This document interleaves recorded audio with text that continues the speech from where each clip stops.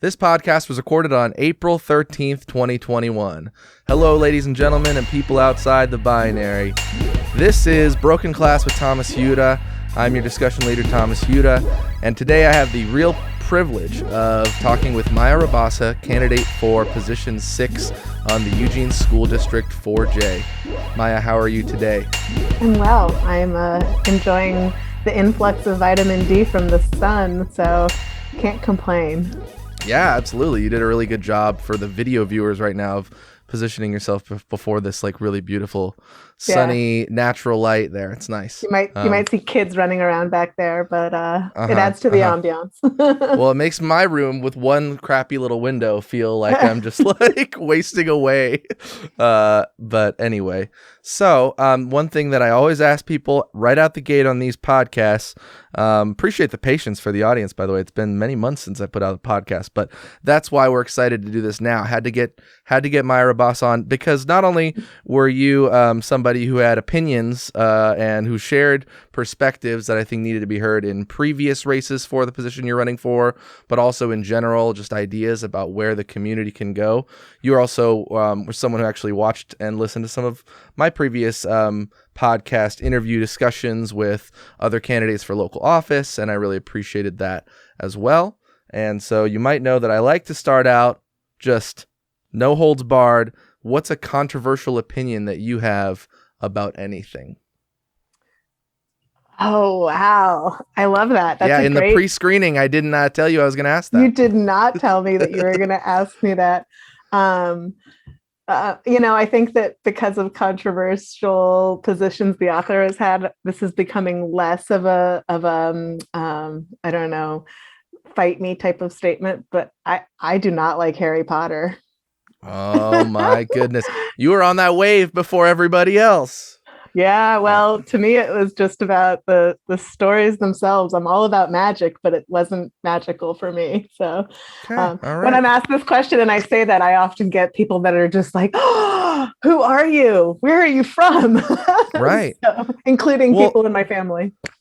Yeah, well, before she made such really vicious statements about trans people and really going on Twitter and I would say bullying individual trans readers, like fans of the fictional world that she created. I years before that, I kind of had this theory. I would talk to my friend Mary. I kind of bugged her about, she was like a big non-Harry Potter fan. She wasn't anti-Harry Potter. She was just non-Harry Potter, which kind of a lot of people take as antagonistic. Yeah. What?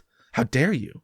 And I kind of had this theory. This is going to be a little long-winded. I apologize. But it's basically that like it came about in this time, like before there were like online forums and the internet was in a place where people would discuss things, but it wasn't as, there wasn't as big of a culture of criticism of art on the internet, in my opinion. And so I kind of felt like Harry Potter was the last thing that could come out in society where there was a pretty universal love of it.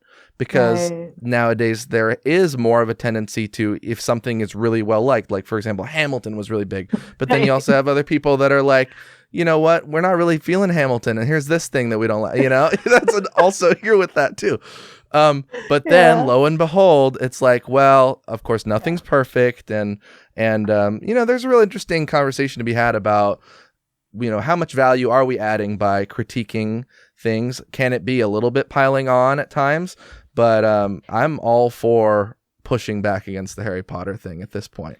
Yeah, I do. I don't know if holding space is the right term, but I do give a little bit of credit to the folks who were the generation that grew up along Harry Potter, because I saw, my brother who's, how old is he now? He's 31. So he was the age of Harry Potter, and the way that she put them out, he aged alongside them.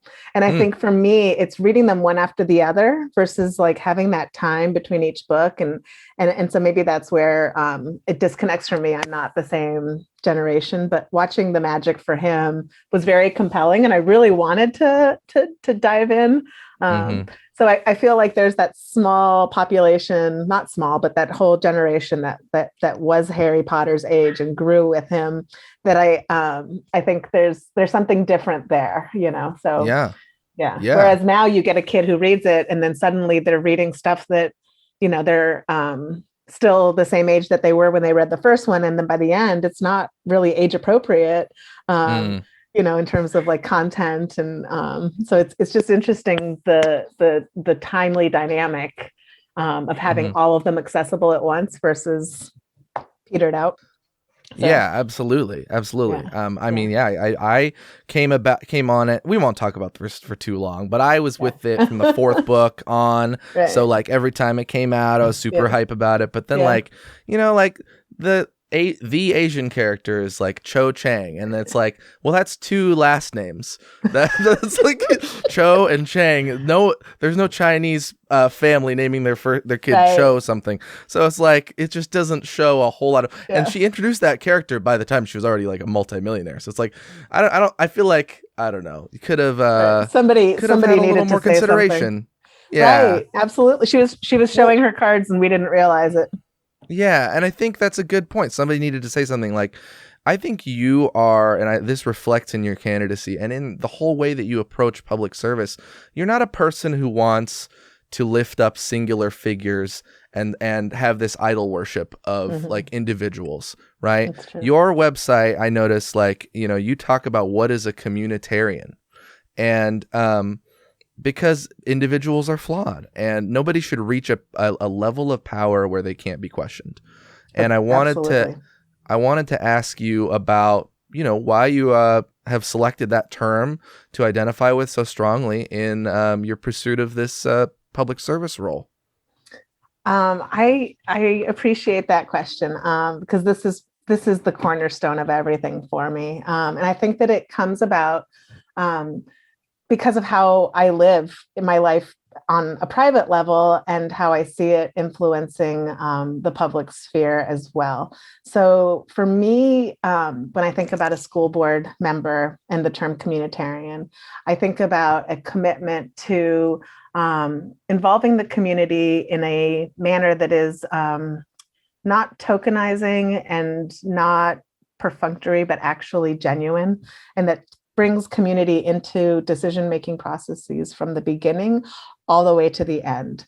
As it stands now, we've moved a little bit closer to that. We have a little more openness about making meetings more accessible. And, I'm thinking more pre-COVID than anything, although I'd like us to carry over some of the things we've learned from COVID into the future. And I can talk about that in a minute. But for me, right now, what we've done is we've kind of decided that we'll have listening sessions. And to me, that feels very seductive and appealing until we stop and think about it. And what's missing when you have listening sessions, what's missing when you have an individual who will sit and listen to you, A, is back and forth, but B, it's the community engagement that happens when you hear a celebration or you hear a problem being expressed by people that you share community with, and you didn't even realize that it was something to stop and think about. And it feels like that element of the listening sessions breaks down the opportunity for folks to kind of gain momentum with the strength in numbers concept, right? So it's, we're talking right now, and someone eventually will listen to this. But if it were a room full of people, there'd be people who are like, yeah, or else, I don't know what she's saying. And I think that's contagious. And that contagion is really, it gets eliminated when you have these listening sessions and you have an individual that you get to go up to. And it feels like, oh, wow, the school board member is accessible. And that's true. However, I think that we can still make space to do that in a group setting where we're not eliminating the concept of community and we're not reducing it to these individualistic ideals that we're so drawn to in our mainstream culture.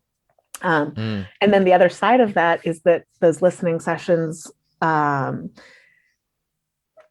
flip side, and I know you're a teacher, former teacher. I'm not sure what you call yourself. I refer to myself Yeah. as a recovering teacher because it's there's a lot to I'm like process a many years former later. and future teacher. Like, There you what go. I want to get into is adult education. I'm starting a master's Right. in that because I Great. just realized K through 12 is like, wow, like I always thought of it as like the honorable thing to do, public K through 12. But then I realized I just don't think I'm suited for it, and Yeah. other people are. So let's So, uplift those people. right. Right. So, and I had a grandfather that did that for many years, teaching English to recently arrived immigrants, and I always think of him. And it's adult ed is a very important place to focus, and I feel like it's somewhere people end up falling as opposed to going to right away. So I appreciate that you're doing that. But as a person who has taught and as a person who has enjoyed being a student as well, I'm sure you've had the experience where you have those teachers that are magical, where when you speak, you know you've been heard because they give it back to you in their words to make sure that they've understood and digested and processed. And that Yeah. doesn't happen when you get a cold PowerPoint presentation saying 72% of people think this, this, and this. When you hear your words brought back to you and with a twist in language that reflects that absorption, I feel like that's something that we're missing. And that to me is also a form of being in community, is giving back to the people that gave to you to say, I received it, I understood, and I've absorbed it. And I'd like to see that be part of it, be brought into it more. And also, it's just right now, I've been a 4J parent for 14 years. Mm. When I jumped into being a 4J parent, and my oldest was a kindergartner, he's now 20 next month, I was immediately brought into the whole world of coming before the school board to talk about issues because my kid went to Adams. And it was at the time where the school board was deciding whether or not to close Hillside, which no longer exists. They did close it. So right away, I saw how community can have input and can have power. And I've watched over the course of the years, and I'm not sure if it's because of, shifts in who's on the school board or shifts in who are the parent community members, or what is missing in the ingredients that makes for really back and forth community input and community involvement. But I've watched that kind of taper back, and I think that it's really time that decision making sphere is not exclusive to 7 people, and rather opened up to everyone who wants to participate, and also make it so that folks who don't even know that they can participate are invited in to be part of that process.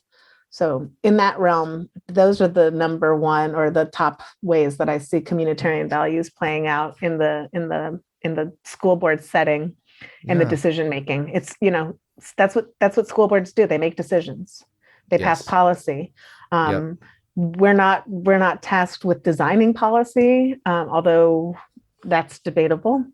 But we're tasked with deciding if policy is written in a way that we will put our yes behind. And it to me, what's lacking there is more people that aren't sitting there with clipboards and titles that have director in front of their names, and whether that's teachers, parents, most importantly, students, and even neighbors and other community members who aren't automatically and immediately linked to the school district.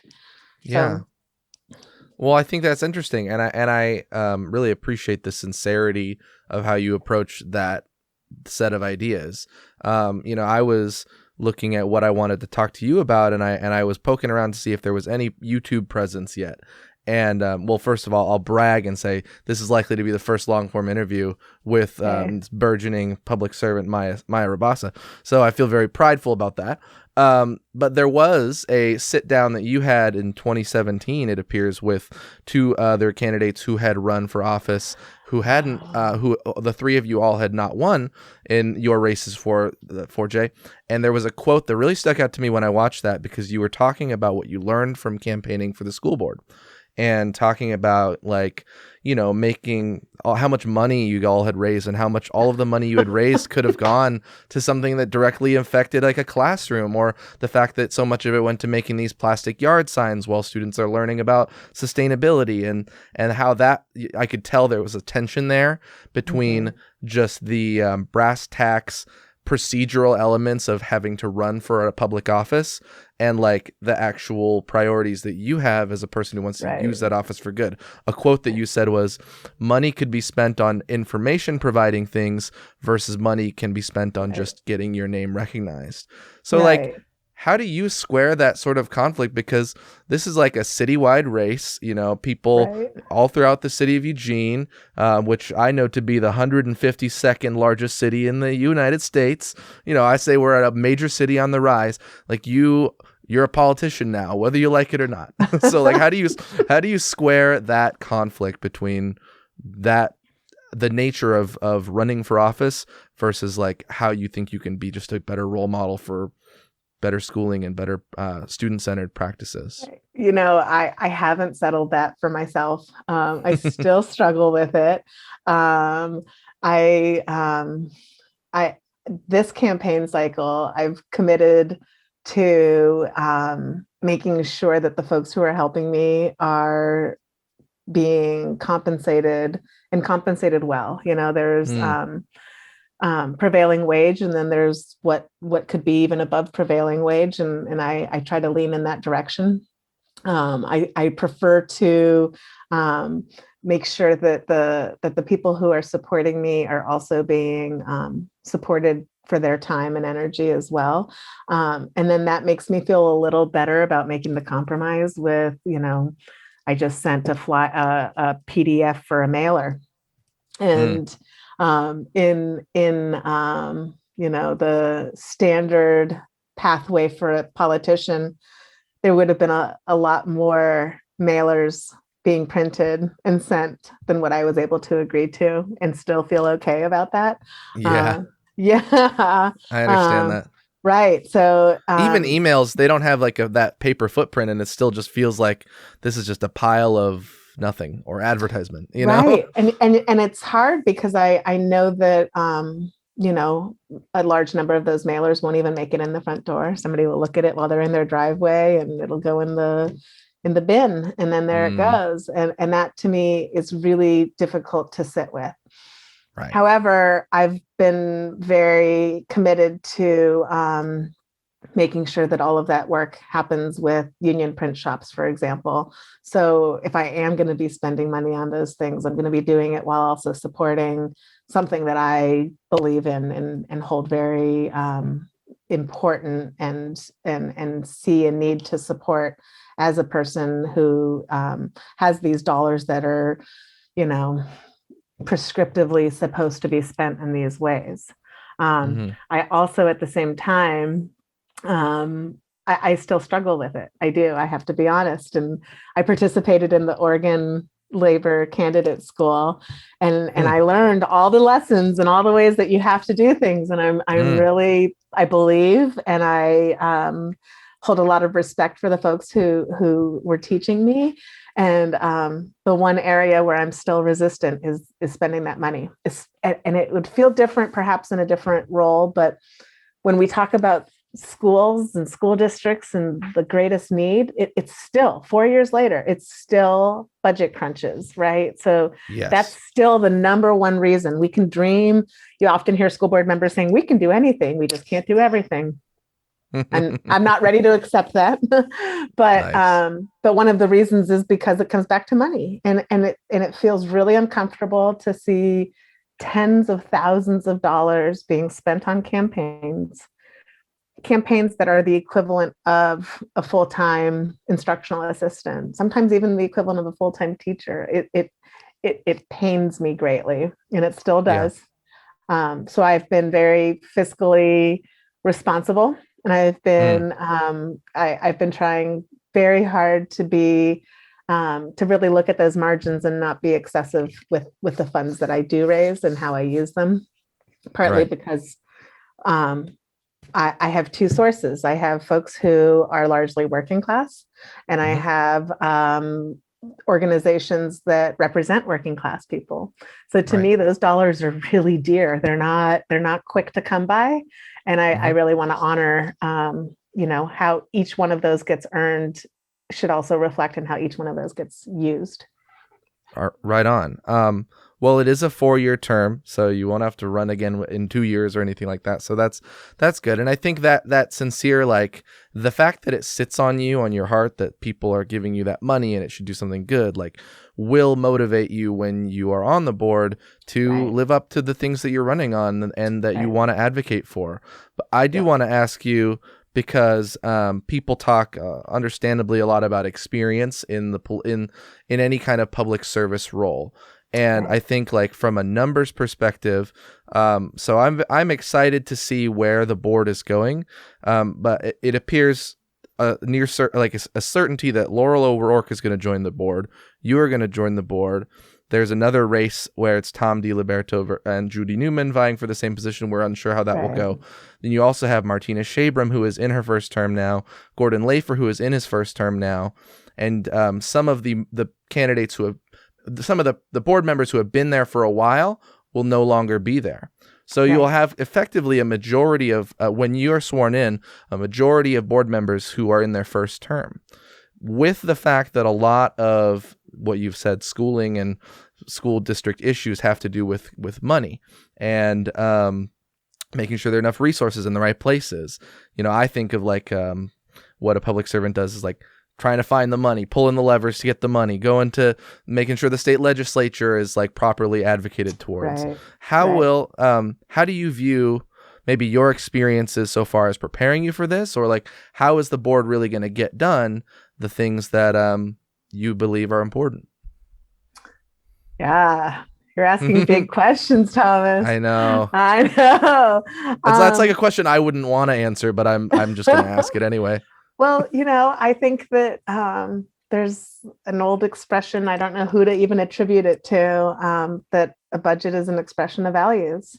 And having sat on the budget committee, I can tell you that that budget book is big and it's fat. It's like this thick, no joke. I'm not exaggerating at all.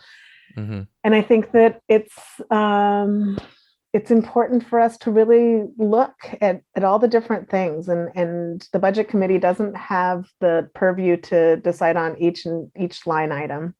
However, the folks on the budget committee who are also school board members have a privilege that nobody else in this community has, which is coming up very soon, which is selecting our new superintendent. And it's the superintendent, much like the governor, who proposes a budget and then has to have it passed, right? So to me, that's a really crucial component of picking a superintendent, is really diving deep into values and learning about the person, not only what they are telling us in interviews, but also what their history has been wherever they've been before they come to Eugene, if they are to come, and making sure that we find someone who has committed dollars to places that I believe they should be committed. I heard a statistic at some point, and I don't know the exact number, and I haven't backed it up, but I think that's okay. It's a podcast. I think it's worth looking into, honestly, that 4J, out of all the major school districts in the state of Oregon, we have the lowest ratio or highest ratio. I'm not a math person. Anyway, we have more admin to teachers than any other school district.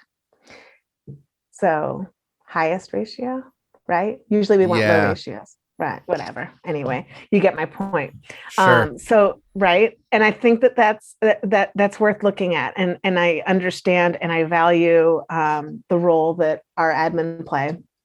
This is one of the lessons I've learned in the last 4 years. 4 years ago, I was a little more knee-jerky about just, there's too much. And now I'm a little slower, and I'm really thinking about those things. But this is where I think that we need to look at things, right? I think that we have places in our budget that, and this is just an example, I'm not even sure it's exactly where the answer is, but just looking at our budget and thinking about like, how can we look creatively at this process? Also, Oregon is this weird state that is so business friendly. Hmm. So, and then it hurts me to almost call it business friendly because that sounds so positive, because I'm finding it to be really damaging, Hmm. how amenable we are to businesses. Hmm. And I think it's really important that as a I think school that board. really, that actually, like, not to cut you off, try to No, just be go open ahead. and conversational. Absolutely. Like, I'm interested to hear you say that, because I can see what you're talking about in terms of the Chamber of Commerce having a lot of impact, having their voice loudly. Like, they've got yard signs for a candidate in front of their building, like for the school board, Wow. the Chamber of Commerce. Yeah. And so Wow. like seeing them having maybe an outsized or a large voice in this kind of a process. Right. But a lot of people aren't under the impression that Oregon is business friendly. A lot of people think Oregon, Well, is. But we have two, so there's different categories of business, right? And I yeah. think that's where we have to look at the nuance. So the Chamber of Commerce is tricky because the Chamber of Commerce represents folks who are, the traditionally referred to as mom and pop shops, right? Like things like that. But when we look at the state friendliness, we're talking more about, major corporations and the lack of tax dollars and things like that. And that's where I'm looking with a more critical eye than I am to, I want a business to thrive downtown. I don't like seeing businesses open and close. That doesn't make my heart sing. I have a son who's 20 and he needs a job, and the jobs that he's going to be able to have right now are in, places like that. That's where he's looking, and that's where his values are. Right. But for me, when I think about education and I think about more time passes and less people pay attention to things like Measure 97. Measure 97 was, we get so excited about the Student Success Act. Measure 97 would have put those dollars really like in the shadows. I mean, it would have been really impactful. And as a school board, 4J voted to not endorse it. And subsequently, it didn't pass. And I think that when a school board doesn't endorse measures like that, it doesn't communicate to the community that this is something for them to support. Endorsements matter. They really do. And they speak a lot. And if you're a busy voter and you don't have time to dig into everything, which most of us do not, let's be real, you look for those endorsements. You look to say who's supporting this and who's not supporting this. So I think it's time for school districts to be bold and brave and support things like that. I don't see another measure like that coming up, but that's just an example of where I see us being a little too friendly and not asking for more from our business partners and our business community members. And again, I don't mean the people who are struggling to keep their doors open. I'm not talking about the local bakery around the corner. I'm talking about, the huge bakery that's pumping things out to Pennsylvania. Right. So, right. Hey, I mean, I agree that politics is hard to get a full grasp on at every level. I pay a lot of attention to national stuff, and it's like, well, the Trump administration, they cut the corporate tax rate from 35 to 21%. They slashed it. Biden, everybody, a lot of people are on the right seems to want, and I'm generalizing, to throw anything they can at Biden to see what will stick. They want to call him like socialist friendly. He wants to bring up the tax rate on the corporations, not up to 35 again, but to 28. And it's still so much friendlier to them than 35.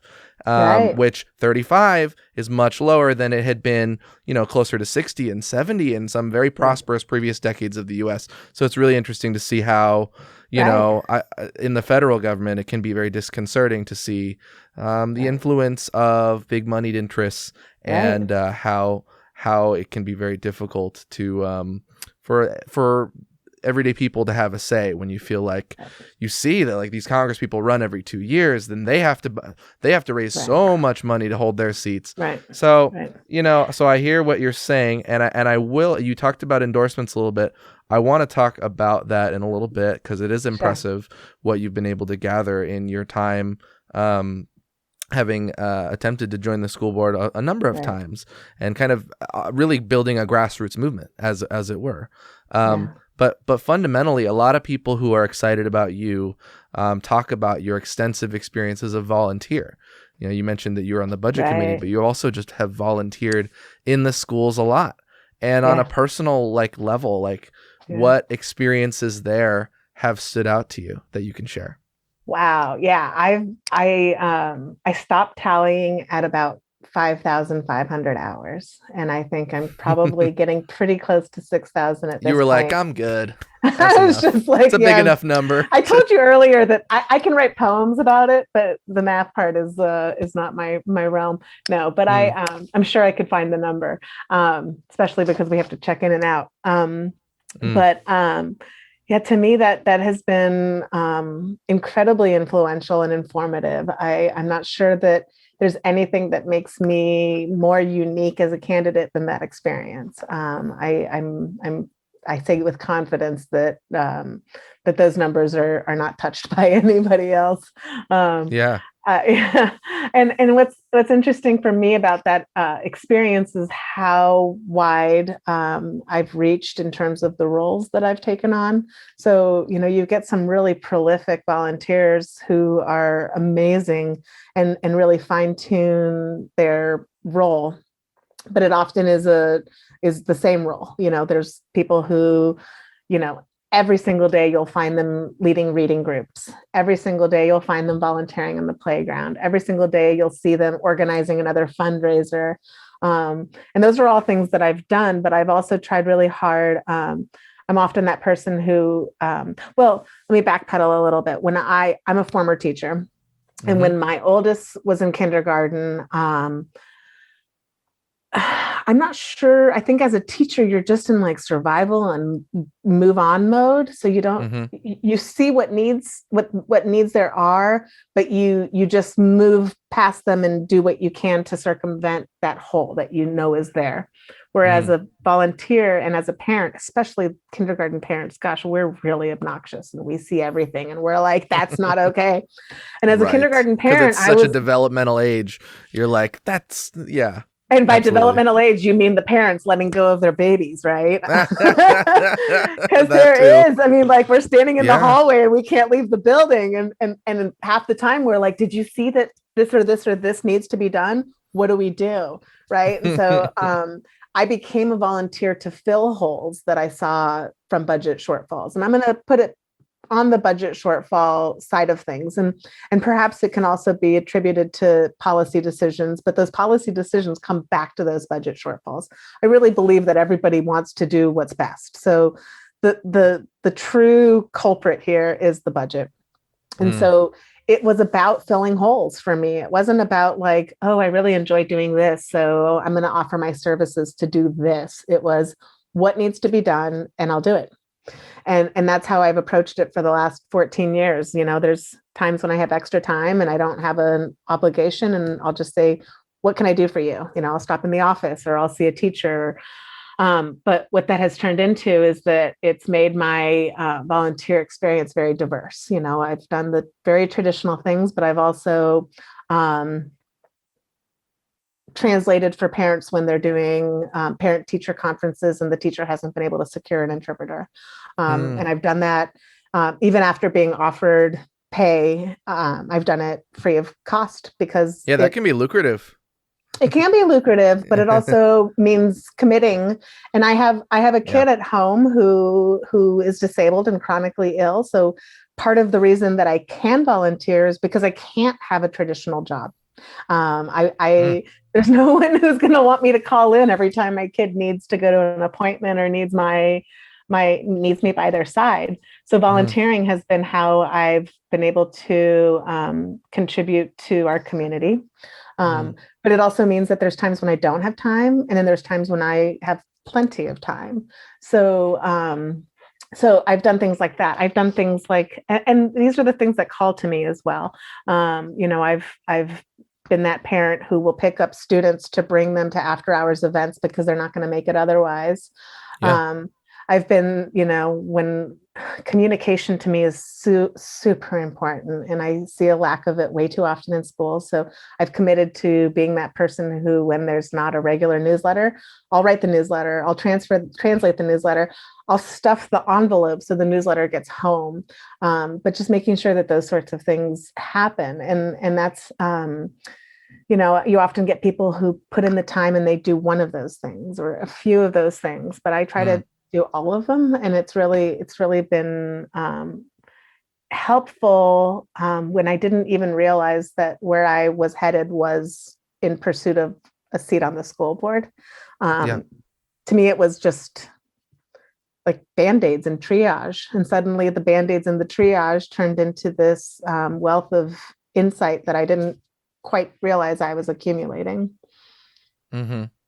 Yeah. Well, I think that, I was kind of looking for like you to be like, there was this one time where little Erica like came in and she broke the crayon and you helped her sharpen it and talked about what was going on at home. And you're just like, yeah, no, I've done this and this and this and this and this, dude. Like, I've done it all. So and really honestly, that. Thomas, the more time you spend in the building, and I see this with other volunteers too, so I don't want to just say it's just me, but the more time you spend in the building, the more you see the hidden, invisible things that that employees of the school district can't communicate the need for filling, right? So, it's a really compromising position to be in, to be a teacher or a classified staff member and stop a parent and say, do you know we're understaffed? Do you know that there's kids in our building who need one-on-one assistance? And they can't. But if you're in the building, those things aren't invisible anymore. So if you're in the building and you know that, fill in the blank, Johnny, Joey, Sally, whoever, really could benefit from some time, coming into the building quietly and slowly. Like one of my favorite things that I've done almost on a regular basis is having breakfast, sitting at breakfast with the kids who need to come into the space more slowly, who need a transition that is not like this, because that's what it is like in the morning.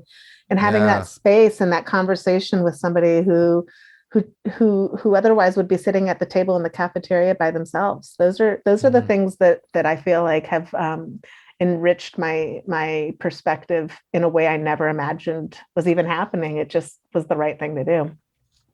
Right on. I want to talk about some of the priorities for your candidacy, and one that stood out to me. You can talk about however much you want to.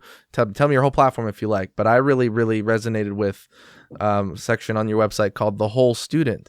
And you talked about basically that, math and the hard sciences and literature and history are, not always the things that drive the authentic, like student interest in being in school, 6 hours a day and showing up and being there. Often it's the courageous conversations, or it's other elective courses. It's the arts, it's theater, it's band.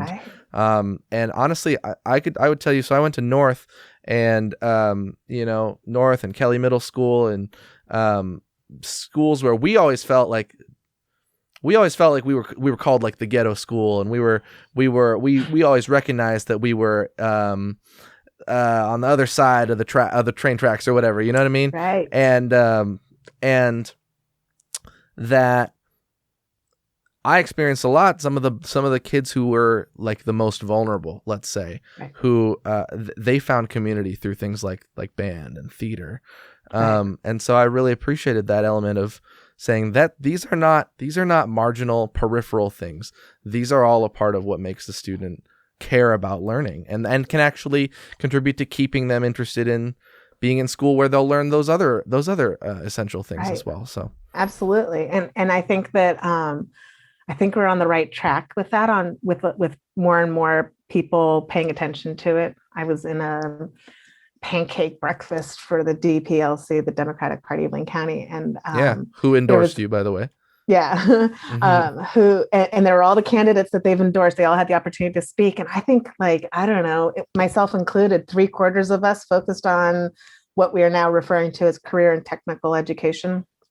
And I love that. I think that's awesome. I was one of those kids. I went into school and ninth grade, and the first class I walked into, my very first period, was Mrs. Mitchell, child development, which included a component of a lab in our on-site preschool.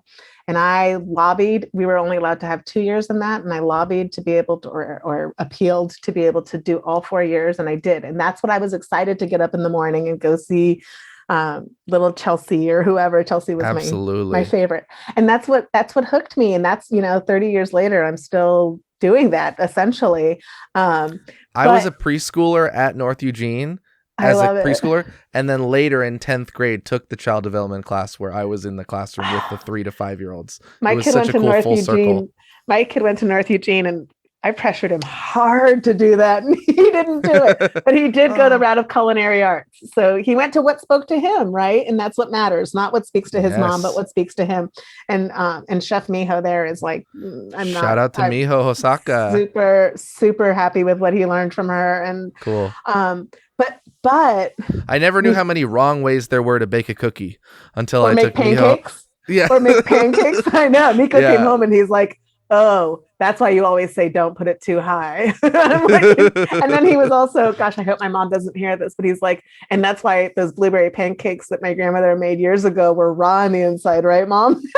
My gosh. Nico. Yeah. So yeah. Anyway. Right. But I think what's missing there is looking earlier, right? We talk about, all the things you listed are so important, band, etc. But those things don't happen in kindergarten. We don't have those options in kindergarten. And what 4J has unfortunately done is fall into this, fall for the lure of early focus on academics, right? So slowly but surely, every last developmental kindergarten in our district at mainstream schools, I'm not talking about like the Village School or Ridgeline, have disappeared. My 15-year-old was in one of the last classes that was a developmental kindergarten. And the significant difference between my 15-year-old and my 9-year-old and what kindergarten looked like, and how kindergarten was received by them, and the difference in that hook that happens is just mind-boggling. So to me, it also goes back to, is there a playhouse in the kindergarten? Is there time and space and room for extra recesses? Are we teaching our kids in kindergarten that they are woodworkers already and not waiting until they're ninth graders?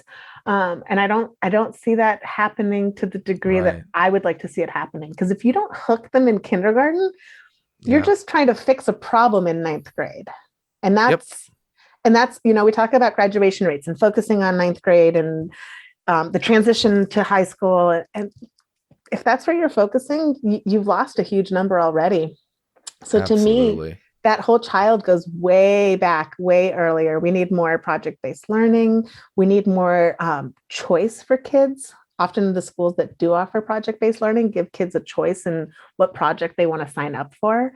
And that's huge. Like if you don't care about watercolors, then you don't care about watercolors. But if like comic book art speaks to your soul in a way that gets you like jazzed, then that's where you should be, right? So I think that's where I see it, is like our need is definitely like to focus on expanding career and technical education.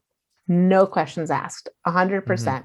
And right there, if we're not tapping into our trades groups, then we're losing something huge in terms of like a connection and a pathway. But it's what happens beforehand, right? When was the last time we had actual art teachers and didn't rely on the Lane Arts Council to send in artists and residences? It's been a long time, right? Yeah. So that to me is, those are the things that I'm seeing missing. And it's great. We have music again, we have PE again, but that's not it. That's not it. Yep. And we can't ask every teacher to know how to teach a unit called Monet's Garden. Not every teacher is going to know how to do that. or Yeah. to teach a weaving class, or Yeah. so that's actually a place where I volunteered a lot of my time, is teaching art, because Mm, that's important to me. But mm, that to me is how we approach the whole child, is from day one, mm. not day Yeah. several thousand. I want to talk a little bit about music. I'll segue by saying that my partner, she has her degree in music education. She's a licensed teacher. She doesn't have a teaching job right now, but she is getting into some substitute roles with the Bethel district. Nice. There is a teacher, I think at Willamette, or maybe it was at a middle school, that he's a music educator, and it's really helpful to have substitutes who know how to teach music, because otherwise you have somebody who's just sitting in the corner while one of the more advanced students is running the pieces, and like they're not moving forward, they're just still running the pieces as they've run them before. So it's but she's faced a little bit of like some bureaucratic, like, oh, you got to go to Lane ESD and do this thing and fill out these forms, and then in order to get in. So but she's getting there, and she's gonna do a really good job. She's just like ridiculously talented at piano, especially. Well, I'm excited to have her join the crew. Yeah, absolutely. Even though it's Bethel, but No, Bethel, it's all, 4J, but it's all in the same. It shouldn't be, but it's Bethel, right? It should be, and it's Bethel, right? Because like, I think the new trendy term is to talk about it as silos, but I'm not new and trendy. So for me, it's vacuums. That's what I was raised up in. And it shouldn't be these separate things that are just vacuumed and we're not touching or collaborating. Like, it's absolutely time that we realize that, like, the border between Bethel and 4J is one street, right? It's completely fabricated. Exactly. And who knows, it might shift, because we love to do that. So yeah, to me, it's it's Bethel, not but it's Bethel. Right on. Absolutely. Shout out to them. But I always ask people, like, if they're in the political public service role, I ask them about music. If they're in music, I ask them about politics. And so, like, just as a human being, like, some of the music that inspires you most, maybe it's recent. Maybe we talk about this Kendrick Lamar issue where in North Eugene, administrators decided to pull that because it wasn't deemed school appropriate, even though he's a Pulitzer-winning, brilliant artist who's visited the White House and with Obama and has advocated on a number of social justice issues. Like, yeah, people should just look at the weekly article about that, because it gives a good jumping point for the conversation. It's called Banned from the Classroom. But yeah, just like music that inspires you as a human being, like, talk about it. Go. I think music's one of those things that does inspire us as human beings. It doesn't matter if it's like, I don't know, pop music like Mariah Carey, or if it's, this deeper, more, social commentary laden music like Kendrick Lamar. Both of them are making somebody like tune in and feel good. And when you feel good, you're open. And when you're open, you're growing, right? And so to me, it's like that's one of the reasons I think that it's important for us to be open-minded and to think of music as even the music that we don't give the same respect to, because unfortunately music has this like hierarchy of like, this is intellectual music and this is crap. BS. It's not, it's total BS. Did it make you move? Does it resonate? Does it stay in you? Does it have sticking power? Those are the things that matter, and not just like jingles on the radio. That's different. Mattress Land. Yeah. Right. Well, what's a concert that you've been to that really stuck with you? Oh gosh, I have been to a lot of concerts. Sweet. I'm so hyped for that post-pandemic. Let's go. I'm going to waste all my money. Right. I grew up in the DC area, so I grew up going to a lot of shows that I wasn't supposed to be going into. Again, I hope my mom's not listening to this, but I grew up listening to a lot of go-go music. Also, Maryland has a punk scene from that's Maryland really has big a punk too. scene like nobody's business. It's true. And then at the same time, I also was kind of lured into the whole world of things like the Grateful Dead. And so something called widespread panic, which is like the opposite camp to the fish folks often. And those I've been to a lot of those types of shows. I grew up with a Mexican dad and a French mom, so I grew up with listening to a lot of, music from Latin America and seeing people like Tito Puente and Celia Cruz and people like that before they unfortunately passed away. So all of those types of music experiences are really important to me. I'm very open-minded to music. I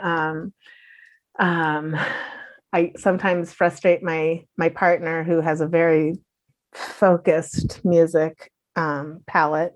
But for me, I have many experiences with live music that just sit with me. And it goes back to that question of what's a communitarian, right?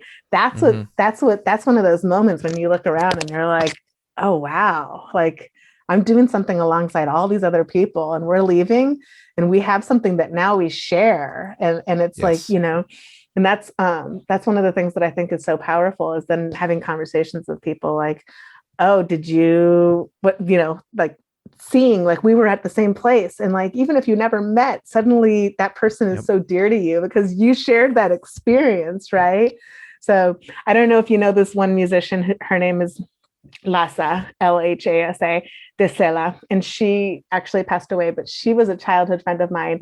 And in Canada and Europe, she was like huge. And in the States, not so much, but I highly recommend that you check her out too, because the difference between seeing music in this country and other countries is like this mind-boggling, it's very different the way people relate to music. But her music is also something that's very important to me, partly because I knew her forever, but also partly because she is like myself. I grew up with a French mother and a Mexican father, and she has that French-Mexican divide or connection. And so that's also music that I love. Cool. The Kendrick Lamar thing. I'm glad you brought that up because the Kendrick Lamar thing, because we haven't talked actually as much about equity, and which is that's such a exactly passionate... where I was going. Yeah. And you're like the equity candidate as far as I'm concerned. It just is. Everybody talks about like, let's look at everything through an equity lens, but it's like, I literally think it's the blood that's running in your veins. So I appreciate I'm beyond frustrated with this situation, but I am also really excited about this opportunity because suddenly this concept that is like abstract and so difficult to touch is like right here, and we can touch it and we can talk about it and we can see how a very specific system is what is keeping that from being put back into the curriculum, right? So you read that article and you read quotes about how, well, it'll take about a year. I'm like, no, that should take a half an hour Zoom meeting, right? That shouldn't take a year. Like that's a conversation that could happen very quickly if you wanted it to happen.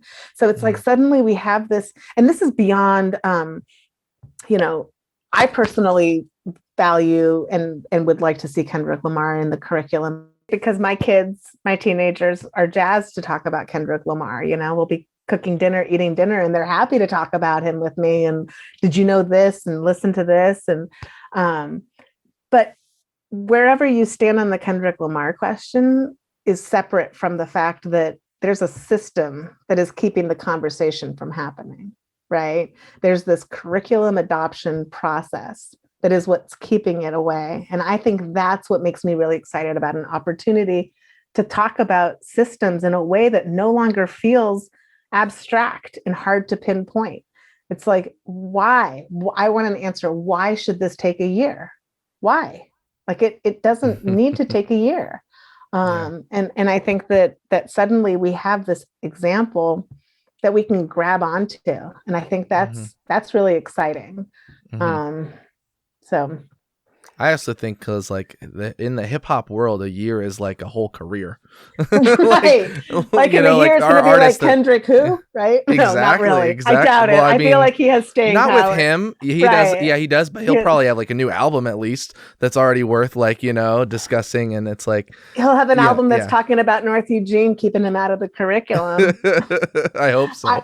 Please. Right. And also K-Dot, like listen to us. This is, people are like, oh, he's a Grammy award-winning artist. Yeah, he's also a Pulitzer Prize winning lyricist, right? So even beyond, like, if that doesn't pass muster, what is going to pass muster? I don't know. Like, what do you have to do to say, I am worthy of having my words be part of an educational process than receiving that type of recognition? I can't tell you. And well, let's talk about respectability politics, and let's talk about the barriers that communities of color and individuals of color face, where they could be doing everything possible to gain the kind of respect from an institution and still be barred or prejudiced against based on their membership within that identity group. There was this really disgusting story of this Army Lieutenant Karen Nazario recently. I don't know if you saw this.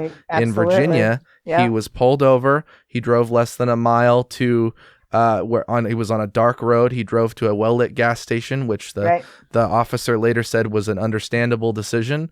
That he pulled over and he was going slowly with his hazards on. He was going to pull over, and there was this immediately elevated aggression against him, where he was being very calm. He put his hands out the window. They pepper sprayed him. His dog was in the back choking, and it was just one of those just really disappointing instances where, he was in full uniform coming back from base camp, and he still was treated in a way that was so, and he was being blamed so much for something where he had actually allegedly he was displaying the temporary plates in his new vehicle in the window. But so it was one of those examples. And, we could talk about how frustrating that is. There's a couple other things I'll mention about, police accountability coming up. There's a really tragic Dante Wright case in Brooklyn Park, Minnesota. And then actually something really that shocked me was today, while everybody is really focused on that, in Kenosha, Wisconsin, the police department just put out their statement, a media release saying that the officer who shot but did not kill Jacob Blake, he's been reinstated 2 weeks ago, and they just put the statement out today. I would say, and some people are skeptical, it's like, well, everybody's eyes are on something else, so you want to sneak this info back into the conversation. And one thing that I know that you have been passionate about, because some people will be more willing to generalize about saying all police are X, and some people will not be as willing to. But I think talking specifically about like Eugene Police Department and their presence with school resource officers in 4J, you have been, I think of you as like, you don't love putting your face out at the front of things, but like, damn, if someone's not doing it, or if someone's not doing it, but like if there's an opportunity where you have knowledge and like you want to disseminate it, you will do it. And so I saw you like really helping to lead discussion about reimagining public safety in 4J. And, you want to just talk about that and what you view as where is it at now and where is it going? That's a good question. It's so right now there's I'm going to try to choose my words wisely here. I appreciate it. I'll tell you where I see it at now. Right now, we have 3 current school board members, one of whom is stepping away from the board soon. So there's Anne Marie Levis, who won't be on the board come June 30th. Judy Newman, who we don't know if she wins her election, she will be. She won't. If she loses, then she won't be. And then Martina, who we mentioned earlier. And they have been tasked with being kind of the folks to take the lead by the board on this issue. They've hired a consulting firm to facilitate the process. called Sea Change Oregon, who the more I listen to them, the more I feel pretty good about them helping with this role. However, this is a personal thing versus a them thing, in the sense that I see other districts doing it in a little bit quicker, and I want to give respect and space to this facilitating group who has experience guiding districts to rebuild systems. And I don't have that experience. I've never led something like they have led. So I want to slow down and listen to what they have to say. And I'm often, pleasantly surprised and feel satisfied with the answers that I hear them giving. But our process is going really slow. So I'm not even sure when community will be involved yet. We were told it would start in January. It's April, and as of now, working with this group, it's pushed out even further. My concern is that we need to make sure that in the meantime, we're being as transparent as possible, right? So sports started again, and suddenly there's this information out there that EPD has been hired to keep people away from the games. And it shouldn't be because information. of social distancing, because Right. limiting the audience, right? Just to be Absolutely. clear. And whether it's appropriate or inappropriate is an important conversation. But before you even get to that, you need to have the information that there's a conversation that could be had. So it's not released in a way that's just forthright and out there. Like, yes, we've stopped a relationship with EPD to employ SROs. However, we are going to continue to contract with them for opportunities or moments or events like this where we feel ill-equipped to handle it with 4J staff. Again, that's debatable, but you can't debate it if you don't know. And then what ends up happening is that when the information comes out, it gets passed through, back channels, and some people get it and some people don't. And then it feels like this thing that was being hidden. And then that makes people feel distrustful. And when you're a service providing agency, which is what a school district is, if you don't have the trust of your community and of your stakeholders, you're not healthy. You're just not. You can't be healthy. And at the core of trust is relational health, relationships, right? Yeah. So trusting your stakeholders to receive the information is really important. And equally important is stakeholders trusting the agency to give you the information. So, so the process is feeling slow to me, but I want to honor the expertise of Sea Change. I do trust them.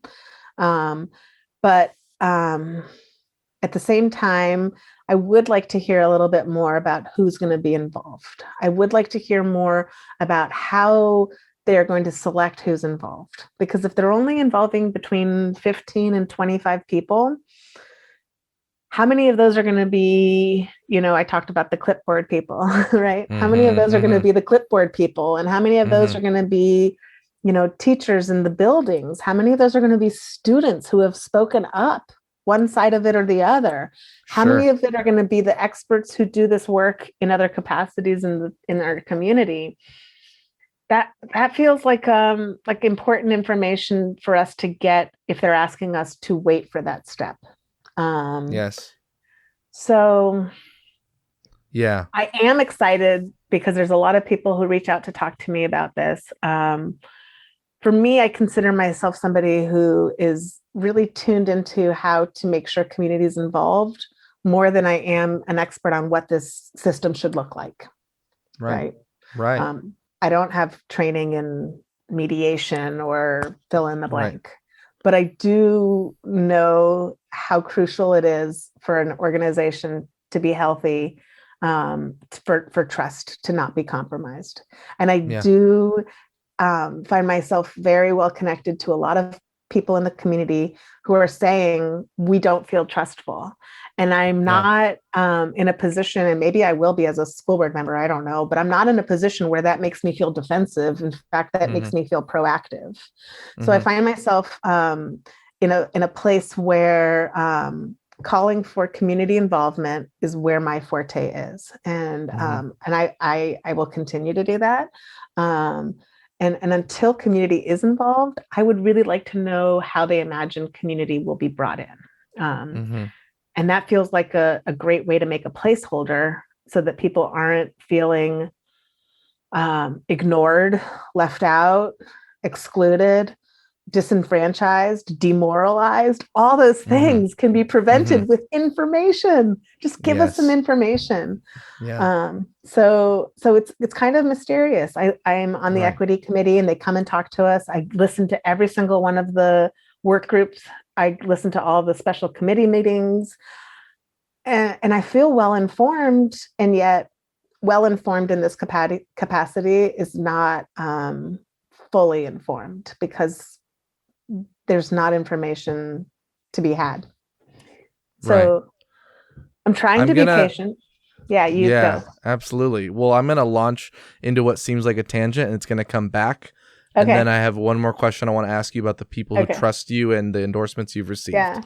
Because so you know that this show, I was trying to bring as much attention to the show and be clickbaity, and it used to be called Less Stupid. And I would ask people at the end, what's one way we could all be a little less stupid? And I think I tried to justify it in a whole different number of ways, but ultimately I didn't think it adequately reflected my MO, my spirit, who I am. I don't think people are stupid, so I didn't want to give that impression. And now there are a number of reasons why I called it broken class. I was up in Portland taking photos of the feds and their conflict with Black Lives Matter activists and Antifa activists. And, they shot at my window when I was sitting in my car and broke my windshield of my car. And that was a bunch of broken glass. And I thought broken glass is it could be a whole number of different things, how you want to interpret it, but it is education themed in a way. And I wanted to I don't have a snappy question to ask at the end of the show anymore about being less stupid, but I'm trying to and this is in public, I'm working this out, right? How can I address what is a solution to brokenness? Or how do you see something that's broken, and where do you see an opportunity to rebuild or something like that? And so one thing you talked about is having different stakeholders and different perspectives about policing and about safety. And one of the things that I think is becoming close to broken now, and hopefully there are solutions to it, is just the fundamental, maybe it's always been like this on some level, but fundamentally we could be looking at the same object and see two very different things. If you see, there's some communities who look at a badge, a uniformed police officer, that is the embodiment of safety, and that will protect and has protected. And I'm not going to say that those experiences are invalid. Whereas in other situations, people will look at that as the number one threat to a person's safety at a given time, or has affected or incarcerated their family members or their community members, or and that, to me, it's boy, this is a big question, but how do we come to some of that? I guess it's through what you care about so much is a real a community discussion and forum for real engagement. But that to me is I almost admire anyone willing to get into public service, because it's such a tense and polarizing. You and I have both been really careful with our words during this podcast at some point, because I know someone's going to be upset that I characterize this in a certain way, but ultimately we have to just be able to have conversations. Right. You're right. It's like that. The artist Magritte. Do you know who I'm talking about?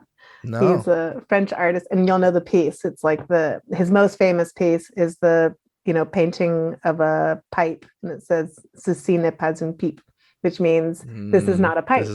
And it's not. It's a picture of a pipe. But he has this other painting that I think is even maybe more compelling, where it's You see in the foreground an easel with a painting on it, and next to it is a window, and it's a painting of what's outside the window, right? Mm-hmm. But all you see is what that artist is looking at. And had they shifted slightly to the left, you'd have a different, it's like my backyard, right? So like there you see shelves, there you see, it's so shifting our perspective. Yeah, I'm in my daughter's bedroom. That's her loft. Oh, there it is. It's the quiet room in the house. Nice. So the Zoom room. Right. So you see that shifting of perspective. It's not always you're shifting your own perspective, but you're shifting your willingness to be open to the perspective of others, right? And that you're not defining the reality just on what you see out of this window, because even beyond what I just showed you, there's like 3 neighbors down and 2 miles over, and it's like there's a lot more out there than what you're just seeing right here. And I think that's where we need to slow down and make sure that we are hearing, and not just hearing, but seeking out so that we can hear. Because not I was going to say not everyone, most people are not in a position where they're going to independently go and give input. They're just not. It's not something that we've built in a way that is friendly and amenable to scheduling and things like that. So to me, it's that shifting of perspectives, that shifting, and with that comes communication. You had your window broken because somebody saw you doing something and made a decision, right? And they decision and a conclusion as to who you are and what you were after.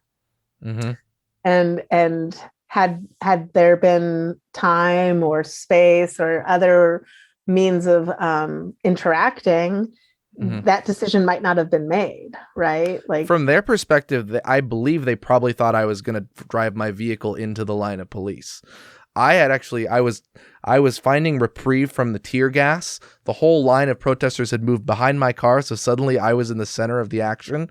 All I did was I turned on not the full headlights, but like the little first lights to just indicate like, please don't shoot things at me or throw more canisters in this direction, because I am here in this vehicle.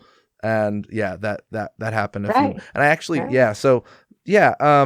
but this isn't even really about that. But no, but it makes sense. I mean, it's about drawing conclusions, and we have to do that quickly sometimes.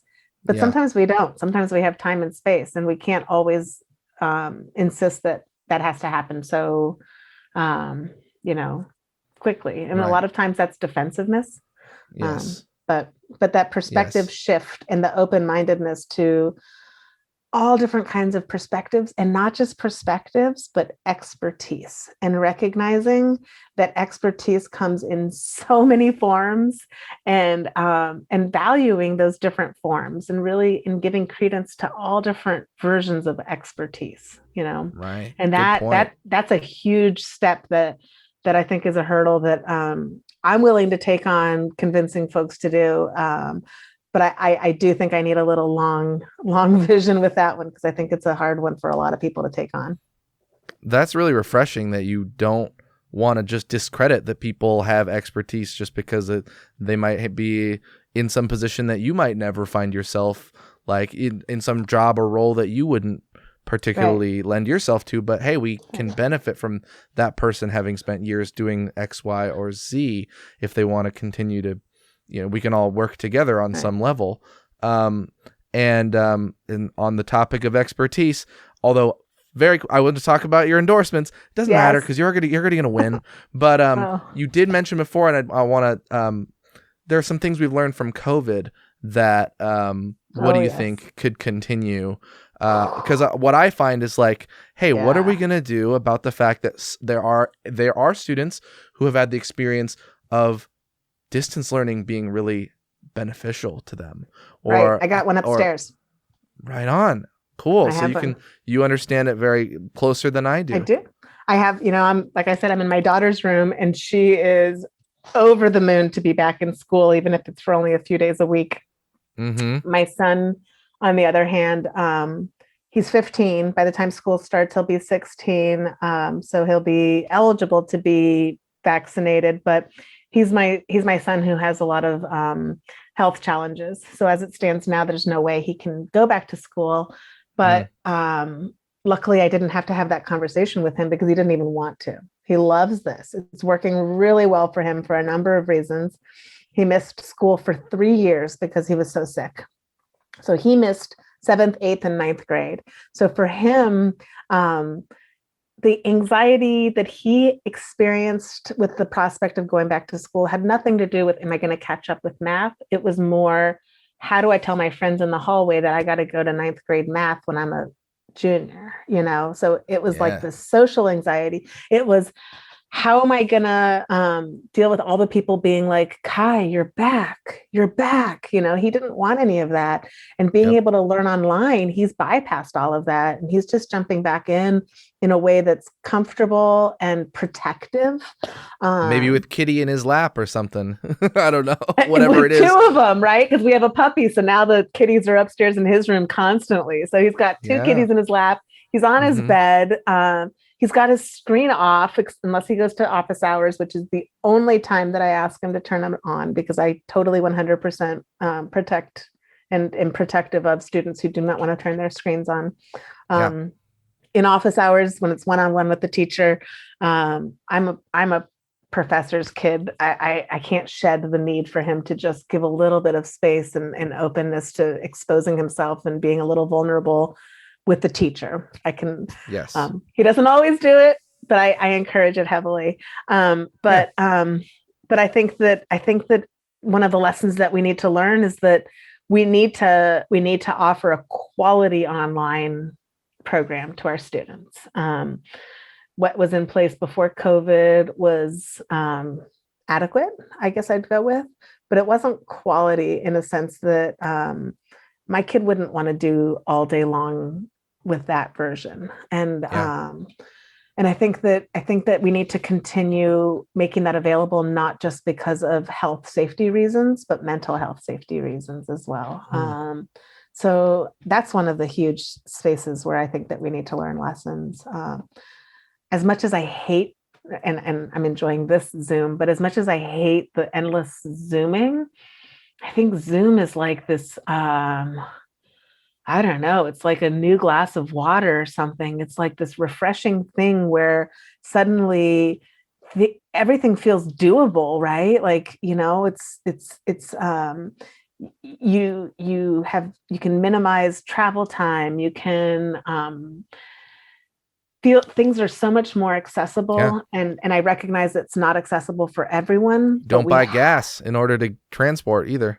Boom, right? We can stick with our electricity instead.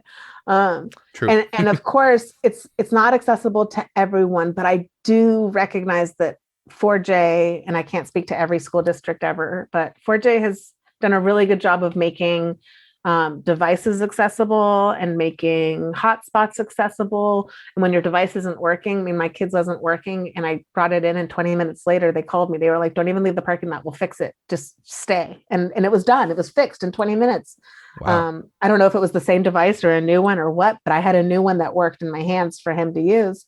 So that means that families also have access to a device, right? Beyond what they would have to supply on their own. So I really hope that we hold on to Zooming and things like school board meetings, or, equity committee. Nobody has ever come and sat in the equity committee. Now, on a regular basis, there's at least a dozen people that are sitting and watching it and tuning in. That's tremendous. That's accountability in a way that was never touched when somebody had to make it downtown at 4:30 in the afternoon. Didn't happen. So those are the kind of things I think we need to hold on to. Free lunch. I don't want to hear that we can't afford it. There's a lot of people who are not going to tell you that they can't afford it and are still going to access it because they need it. There's also a whole lot of people who make donations to EEF because they're moved by the gesture of the district making things like free lunches available.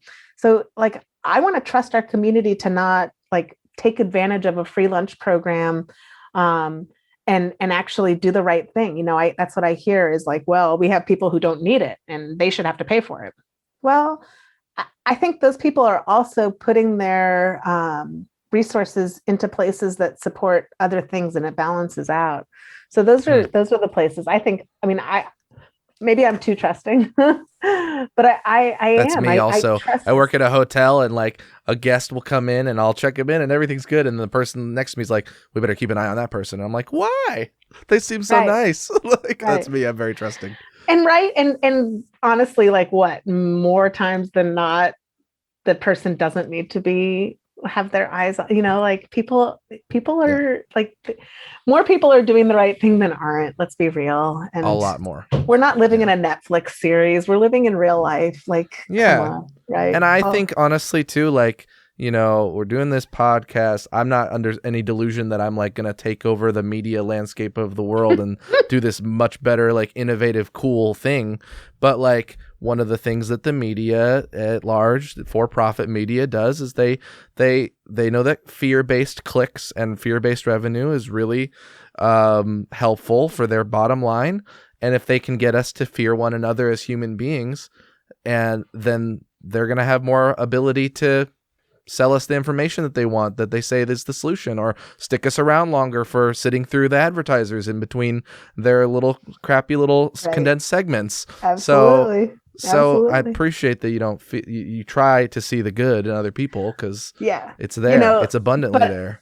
And I want to make sure before our time runs out that I point out how important I think I've said this to you in the past, and if I didn't, then shame on me, because it's my first reaction when I saw one of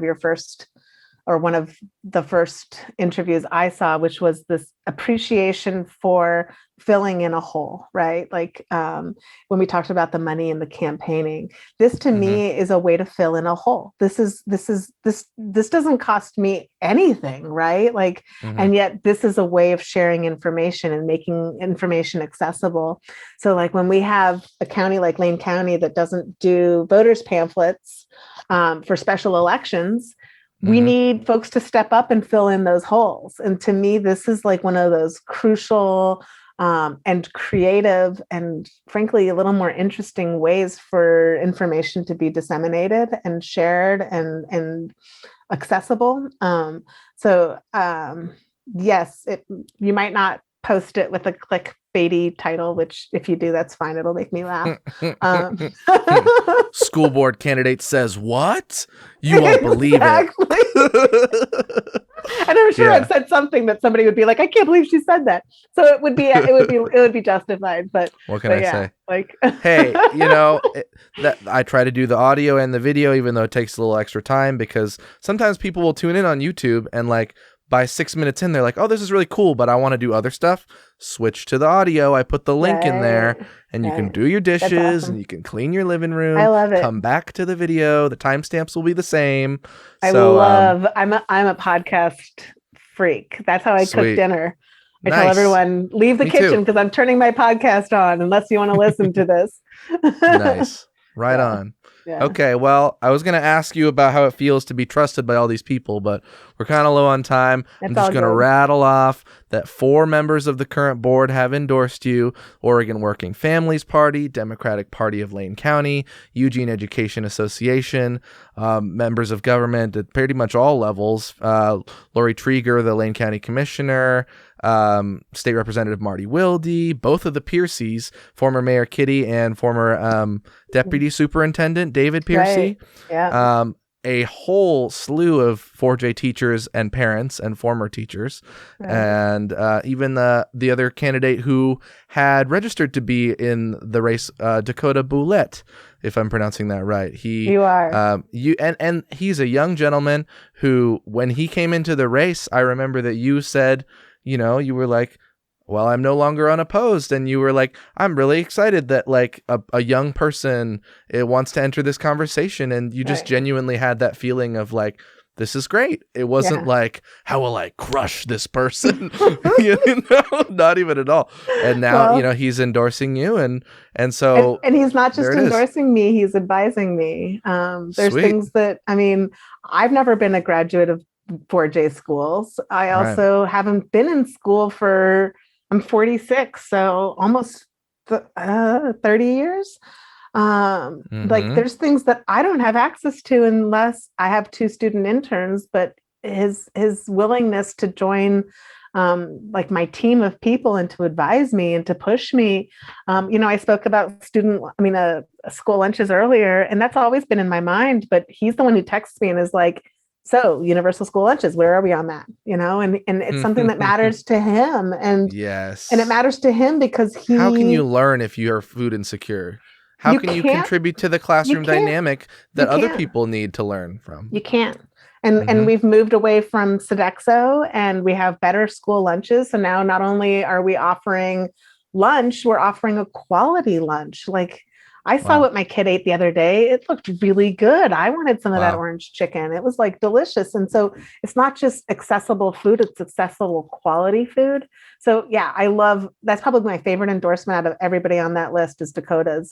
Not just because he is giving me space, but because he didn't just disappear. He's like joined me and has backed me and it's giving me insight and advice in a generous way that I can't ever have even imagined asking for. It just, he did that independently, and and it's invaluable. It's I have a kitchen cabinet. Nobody has the insight that he has.